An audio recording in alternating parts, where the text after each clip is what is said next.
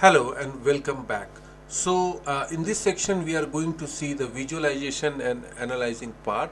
So, this is the part where Power BI comes into the picture, and whatever data lake and data warehouse you have created, you are going to build report based on those data. So, you should be aware about adding visuals, filters, creating hierarchies, and drill through. Also, how to slice and dice the data, how to create filters, how to use the DAX to create insight. So there are small function you may have to write using DAX to create more in-depth metrics, and also the conditional formatting. Like for example, you need to use a different color, different highlighters in the dashboard for the different situation. So you should be able to do that. So uh, I suggest or I highly recommend that you should do some exercise on Power BI, because just go through the theoretical part may not help when there is a use case based scenario question.